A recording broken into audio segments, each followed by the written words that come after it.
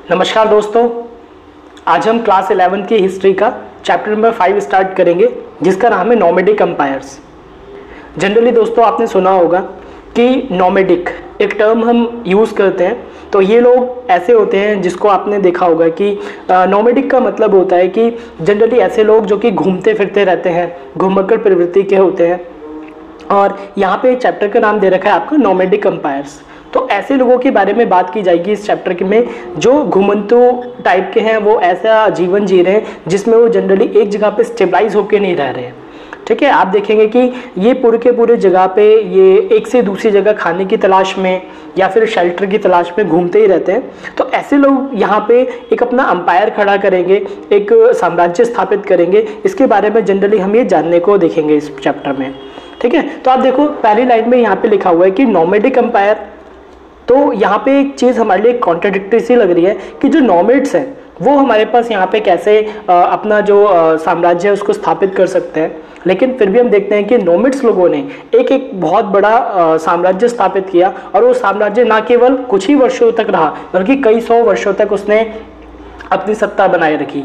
ठीक है, तो इसमें हम ये देखते हैं कि कई सारे ऐसे हम इस चैप्टर में पढ़ेंगे कि अलग अलग जैसे विश्व के अलग अलग कोने में अलग अलग साम्राज्य स्थापित हुए। जैसे रोमन एम्पायर के बारे में हमने पढ़ा था, फिर हमने पढ़ा था कि जो मेसोपोटामिया के अंदर जो साम्राज्य बना था पूरा, ऐसे ही इन लोगों ने। लेकिन यहाँ पे इनकी खास बात ये थी कि ये जो लोग हैं ये अभी तक कैसे लोग हैं, नोमैड्स, जनरली इधर उधर घूमने वाले लोग हैं। लेकिन ये अपनी एक पूरा का पूरा साम्राज्य बना पाएंगे। और एक कैसे साम्राज्य बनाए, इसमें कौन सेंट्रल पावर में कौन है, कौन इस पूरे के पूरे साम्राज्य को रूल कर रहा था, इसके बारे में हम ये जानेंगे।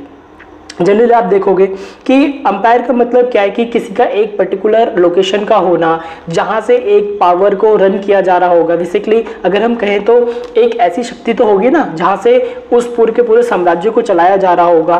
तो कौन चला रहा था, उसमें राजा कौन था, ये जो सारी चीज़ें, वहाँ पे सेना कौन था, सेना का हेड कौन था, ये सारी जितनी भी हम कह सकते हैं कि चीज़ें हैं वो बाकी हमारे पास साम्राज्यों में तो हमें अच्छे से देखने को मिलती है। बट हम यहाँ पे बात कर रहे हैं नोमैडिक एम्पायर की, तो क्या ये सारी चीज़ें यहाँ पे भी अच्छे से वर्क करेंगी, इसी चीज़ को इस चैप्टर में पढ़ने वाले हैं।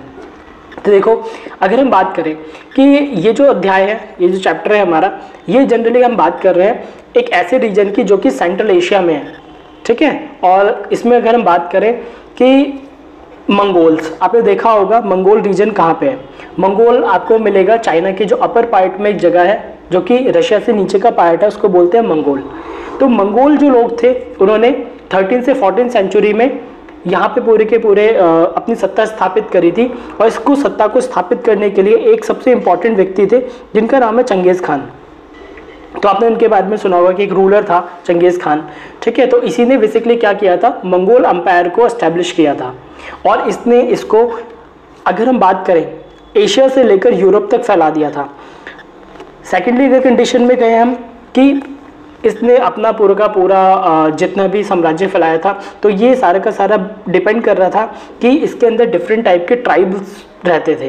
ट्राइब मतलब ऐसे बहुत सारे आदिवासी लोग थे, या हम बोल सकते हैं कि ऐसे लोग थे जो अलग अलग कल्चर के थे, अलग अलग एथनिसिटी के थे, जिनका अलग अलग कह सकते हैं कि तरीके थे जीवन जीने के। लेकिन उन सबको आपस में जोड़ के चंगेज़ खान ने यहाँ पे क्या किया, अपना साम्राज्य स्थापित किया।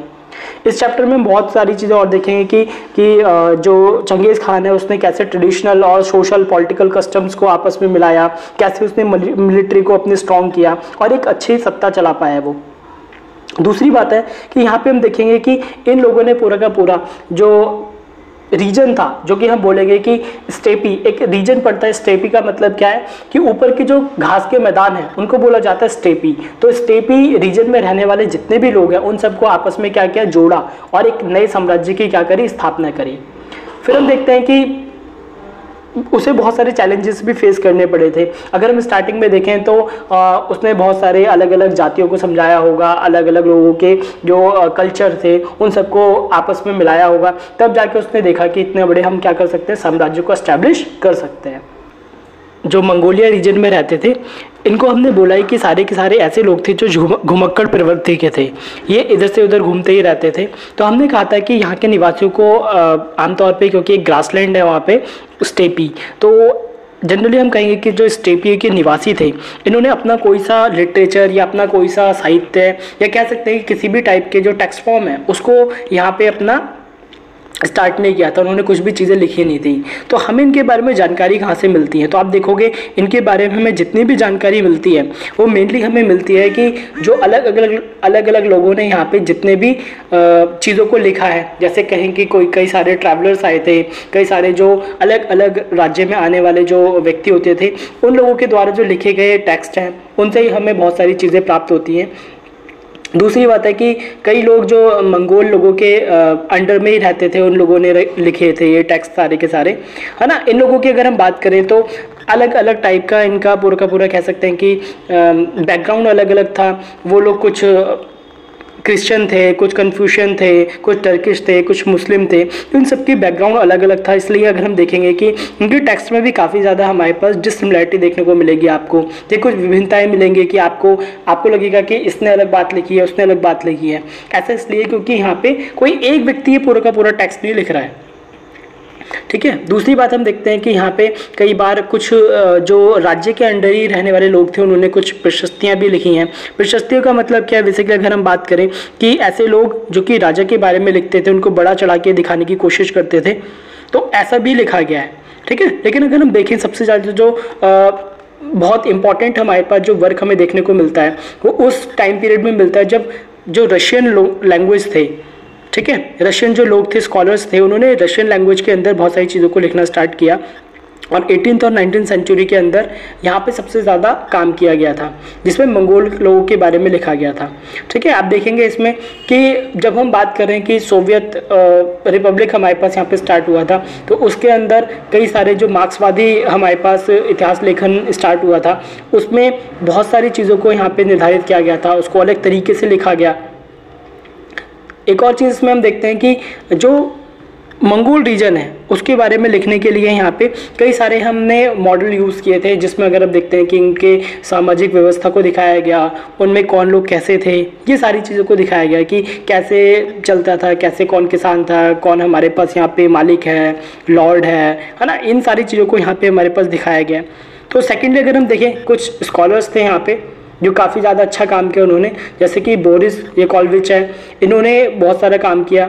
ऐसे दूसरे हमारे पास एक और हैं जिसका नाम है व्लादिमीर बार्टोल्ट। इन लोगों ने काफ़ी ज़्यादा अगर हम देखें तो लिखने की कोशिश करी है मंगोल्स के बारे में।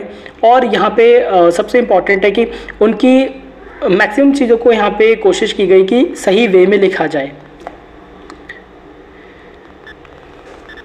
ठीक है। बाद में हम बात करते हैं कि इन लोगों ने लिखा, लेकिन कई बार इनकी गवर्नमेंट्स को वो चीज़ें पसंद नहीं आई तो इनके ऊपर सेंसर्स लगा दिए गए।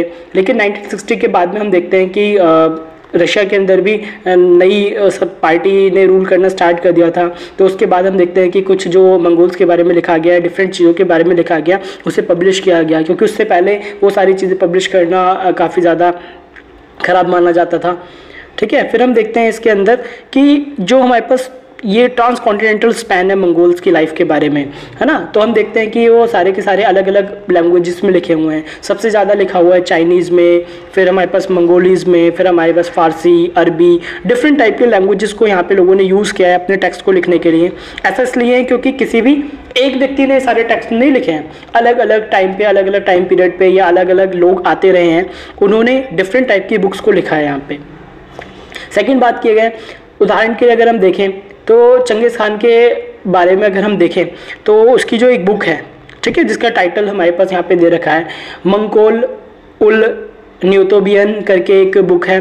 इसमें मंगोलों का एक सीक्रेट हिस्ट्री लिखी हुई है। ये हिस्ट्री काफ़ी ज़्यादा आपको इम्पोर्टेंट लग सकती है, ठीक है। तो इसके बारे में यहाँ पे चैप्टर में बात की गई है कि ये जो बुक थी इसमें काफ़ी ज़्यादा बेसिकली मंगोल्स के बारे में लिखा है और ये जो है चाइनीज़ लैंग्वेज में है, ठीक है। और एक मार्को पोलो है, तो मार्को पोलो बेसिकली आया कहाँ पे था? अगर हम बात करें मंगोल के राजदरबार में आया था और इसने भी कई सारे टेक्स्ट लिखे जो कि एक लैटिन और इटालियन भाषा में लिखा हुआ है, ठीक है। आप देखोगे कि इस वाली बुक में कई सारी चीज़ों के बारे में लिखा हुआ है कि मंगोल अपना कैसे रहते थे, ये सारी चीज़ें।